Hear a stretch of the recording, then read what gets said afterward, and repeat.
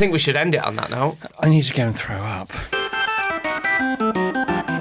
Dear William, Jordan and producer Ben, Cedar works for a wine auction house in Chicago. Chicago. I went on holiday to Chicago last month. We'll do that next week.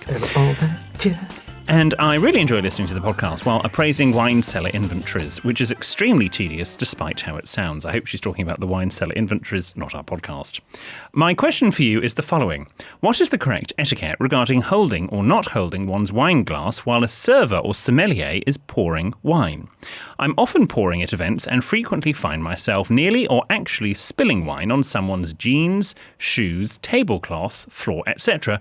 because they insist on trying to help me by moving their glass at the last second.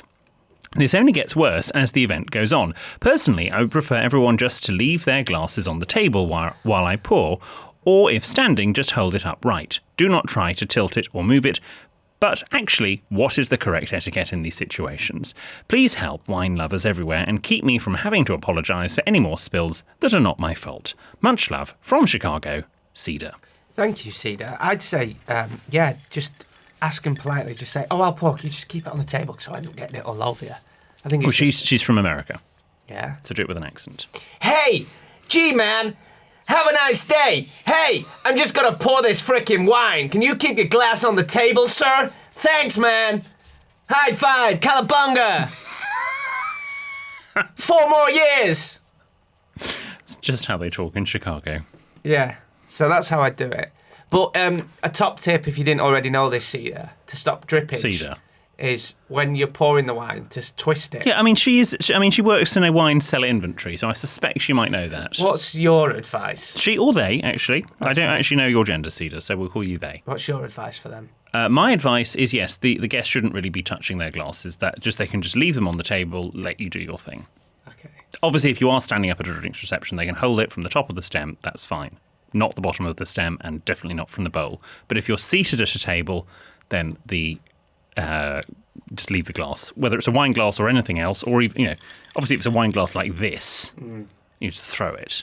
But if it's a proper wine glass, then just leave it. What's a good wine glass to you? Because I have stemless ones. I love a stemless wine glass. Well, then how can you criticise Ben because for these? that's a beaker. My stemless wine glasses are well nice from IKEA. Stemless. I mean, why can't people just have wine glasses? What was wrong with wine glasses that people then invented this and your stemless jobbies? Also, you've rubbed off on me. Not for a while. But I was watching, and I'm rewatching Downton Abbey for the 3rd time. You're rewatching Downton Abbey. It's just nice and fluffy, and it's easy to watch in these dark nights. And there's a couple of things I've spotted on Downton Abbey. It must be hell for you, because I've watched it and I'm like, that's not how you do that. Is it for you? And then I watched English Scandal. Okay, I haven't watched that yet. Claire Foy. She's fantastic in it. Yep. But there was a scene where she was eating a soup, and she wasn't scooping a soup away from her, she was scooping it towards her. And I was like, you weren't doing like that, you meant to scoop yourself. Very good. And it must be. Is there a lot of stuff on Downton that you've noticed? Not too much, but I mean, I do know their historical advisor, and normally he got everything right. But normally it's the one where they've had issues of where he wasn't on set. Oh, really? Yeah. Yeah, like but there are still a couple of things. Yes. Like the bottle of Evian water on fireplace. Well, I think that goes beyond historical advice. Do you think that was a stunt?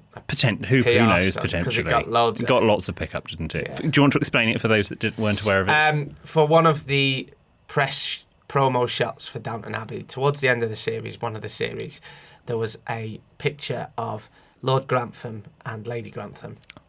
Look at him wielding the correct titles. And what rank of aristocracy were they? Lords. No. What were they? No, Lord is what you've Counts. I only asked.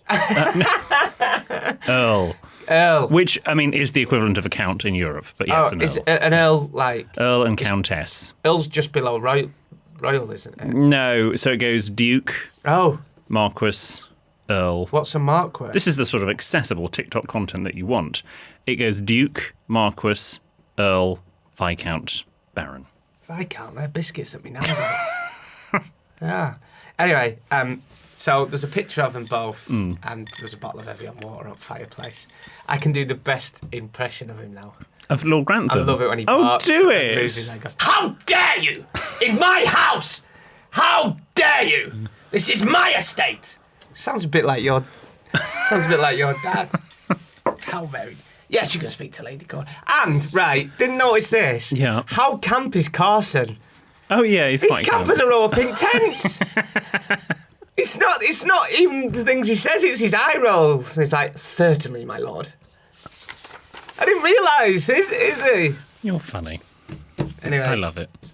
Thank you very much, Cedar, for your letter. We hope that helps. But yes, guests keep the glasses on the table. Mrs. Patmore's my favourite. Oh, she's downstairs. Nice. Yeah.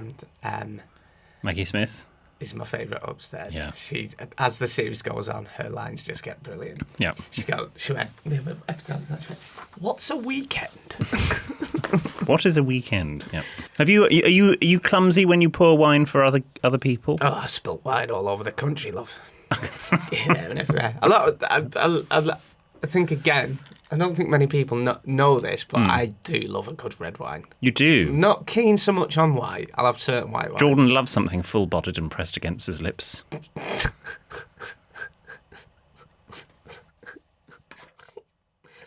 But I do love a good red wine. Mm-hmm. I love a good Rioja. Rioja. What wine would you like when you come round? We're having pork. What's good with pork? I'll go on my app and find out. You're going on your app? Yeah. You've got a wine app? Oh, have I changed? You've got a wine app? Yeah.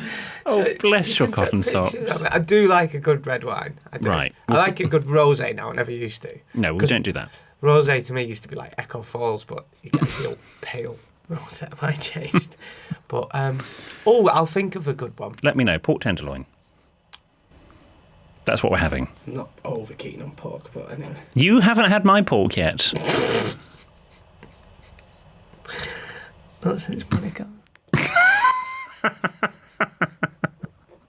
You'll love it. Tender to the touch. I'm joking. What sides we're having with it? Sides. Yeah. I haven't worked that out yet. Well, I do, but I can't remember what it is. I'll tell you. It'll be a surprise. You'll know. I'm also completely clueless on the first course. Oh, we're having a first course? Yes, it's a 3-course dinner party, luxury candlelight soiree. What's the dress code? Trackies. Well, for you, shacket. Which shacket will I turn up wearing today? I have so many shackets now. Yeah. Well, wear your best evening shacket, Okay. please. Next letter. Hello, lads. I'd like to remain anonymous, please. Lockdown either pushed couples apart or pulled them closer together. For me, it was the latter, and I became engaged during lockdown number 1. But it wasn't all roses. We both had to work from home during the lockdown in our tiny one-bed flat. One day, we noticed that our toilet, he means lavatory, was broken. Typical new build problems. We called a plumber who said he would come round. Days passed and we started driving to the supermarket in the mornings and evenings to use their loo. But sometimes the human body isn't that regular. In the middle of the day, I found myself in a terrible situation. I interrupted my fiancé's, no apostrophe, Zoom meeting and explained to her what was happening to my body. She told me to get in the car ASAP and find a loo. I told her it was a time-pressured situation. I was already red in the face from holding it in, and I was 99% sure that if I got in the car and operated the pedals, that I would surely shit myself on the way. I was just about to say, couldn't you have got it in sync? Jordan. I didn't realise I needed a poo. I bet they went in sync. Instead, I grabbed Have you ever weed in a sink? No. You've not lived.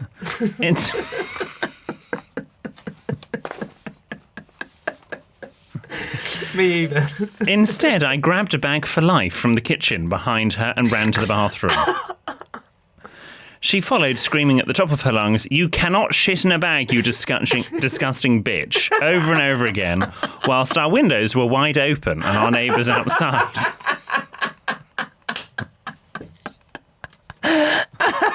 This is class. After the event, I shamefully exited the bathroom and walked round to the bin shed to throw away my poo bag, hoping not to bump into my neighbour.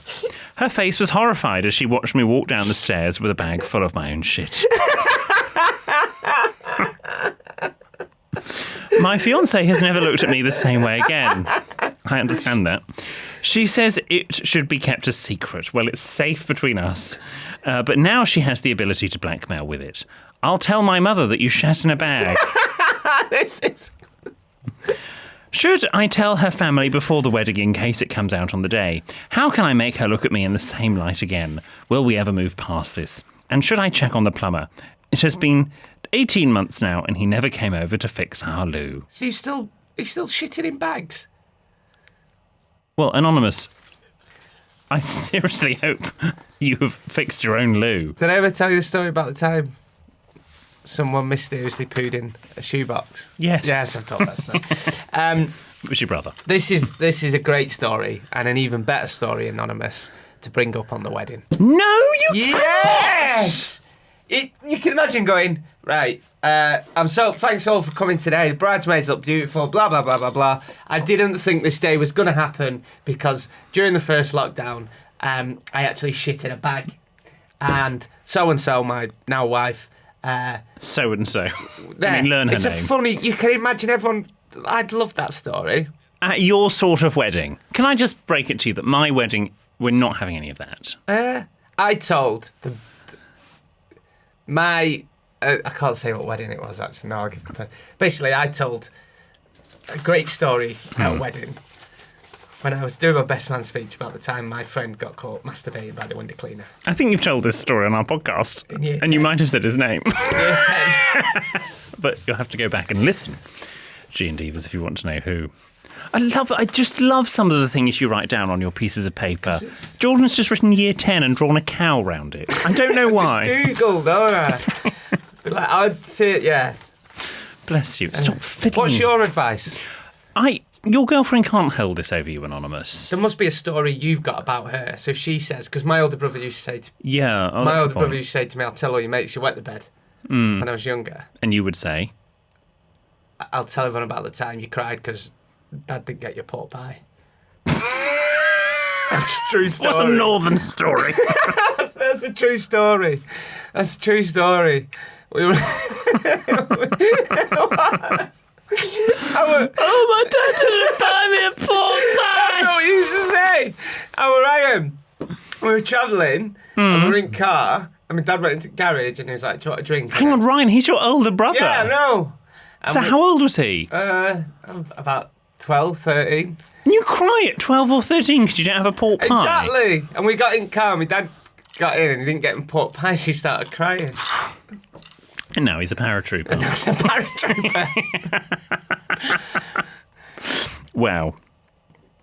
I mean, girlfriend of Anonymous, you cannot hold that against. It was disgusting, and I don't approve of it. I'm not condoning it in any way. But when I think we've all been in situations where you're not thinking straight and you do something a bit disgusting, so you can't hold it over him. Move on. Never talk about it. Say your toilet wasn't working, and Leanne and Tom went in next door. Would you let Mikey shit in a bag? No. Mikey never. No, we've got Waitrose down the road. These on building sites, they do it in buckets. We've talked about this before. They do. Producer Ben's looking at us. Talked about this on the radio before. Right, I give away a tradesman's secret. A lot of builders, anyone that's going out with a builder or tradesman, I wouldn't know what that's I'll tell you like. this free because I used to have to empty it after end of every day. Of course right? you did. So a lot They of really didn't like you, did they? A lot of and some have what they call portaloos now, but builders and stuff. And I know for a fact because my mate Scott picked me up. I got it back at van, and there was like a big Oh, this is so disgusting. bucket of piss swirling around. So not all, but some builders have a piss bucket in the back of the van that they go in and wee in. They don't do number twos in.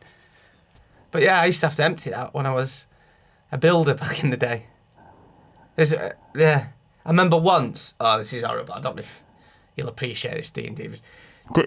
Who? G and Divas.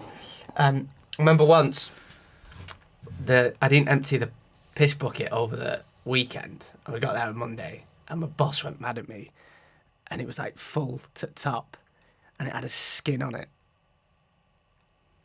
It like cling film. I had to empty it. I was like, bleh, bleh. Made me the man I am today. I think we should end it on that note. I need to go and throw up.